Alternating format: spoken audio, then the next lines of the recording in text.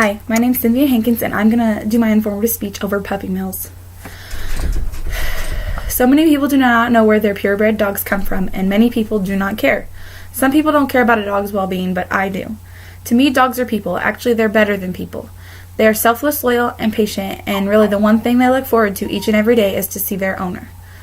They deserve great things too and a happy home. Dogs are man's best friend, and if treated right, they will do anything for you. I know that I love my dog, and I would do anything for him as he would for me. Puppy mill dogs get treated like dirt, literally. The people running these mills usually don't care about the dog at all, and the only thing they care about is the money being made off of the dog. I'm going to make you all aware of the way these dogs are treated and how they live. What is a puppy mill? A puppy mill is a large-scale commercial dog breeding operation where profit is the owner's main priority, not the dog. There are responsible breeders and irresponsible breeders. We are looking at the irresponsible breeders today and how they treat these dogs. The irresponsible breeders do not consider genetic quality. They allow inbreeding, which leads to hereditary defects later on. Puppies are then sold with falsified documents saying they are healthy with no defects when they actually have health problems. Puppies can be brokered or they can be sold directly to someone. Health problems for the dogs and puppies in these mills. There's illness and disease. The dogs that are sick are often removed, and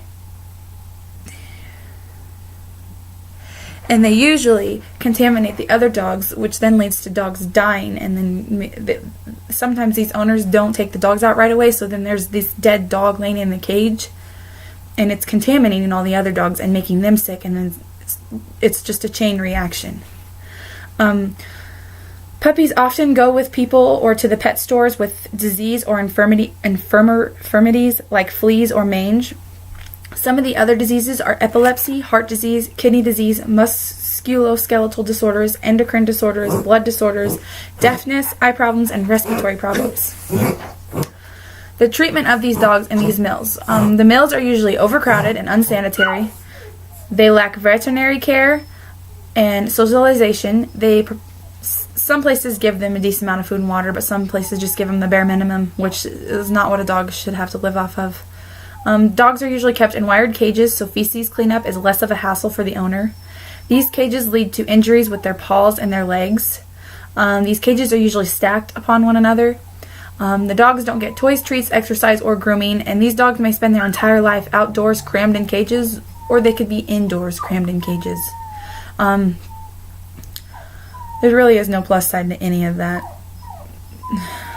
The breeding in these facilities. The females are usually bred at every possible chance with no recovery time. If they can no longer reproduce, then they are killed. The puppies born with problems will be kept to breed. They don't get sold. They get to spend their entire life doing the same thing their parents did. Those puppies and the mom and dad of the pet store puppies will probably never leave the puppy mill, ever. Only the good dogs, like the ones that have no problems, usually are the only ones that get to leave. Some facts about puppy mills. Puppy mills began in World War II when the crops failed. People began to raise puppies as an alternative way to make money. It didn't really say if it was bad as it is now. It didn't really say that. It could have been better back then, but it's gotten bad now. Missouri is the leading puppy mill state in the country, but most states allow these. 2,000 to 3,000 licensed breeders operate in the United States, but there are also unlicensed breeders, so there could be more. Well, there's obviously more. The amount of dogs at a puppy mill can vary depending on the size of the operation. I have a video I'm going to try to put in here, but if not, I'm just going to put the link on the discussion board, and you guys can look at my video and then watch the video for this, because it made me cry, I'll be honest. And then I have a book source. The book is called, which I've read this book, it's called It's a Rare Breed by Jana Cole. It's about her dog. Her name is Baby. She lived in a puppy mill for 8 years, and she was abused. She was tattooed with a number, and they cut her vocal cords to keep her quiet. Her leg was amputated due to abuse. It was probably the cages that ended up hurting her. She was saved by an angel, so to speak. Someone came and rescued her on the day she was supposed to die because she was too old. She is now a national spokesdog for the awareness of animal cruelty and abuse in the dog breeding industry, and I recommend this book to anyone who is interested in this stuff. It's a very good book. It's kind of long, but there are pictures. It's a very good book, though. I hope everyone learned something today for the sake of saving animals. I also hope that I have shared enough information for someone to go out and make a change. I am passionate about animals, and I hate when people treat them terrible. I wish that I could take all of them in, but that is not going to happen anytime soon.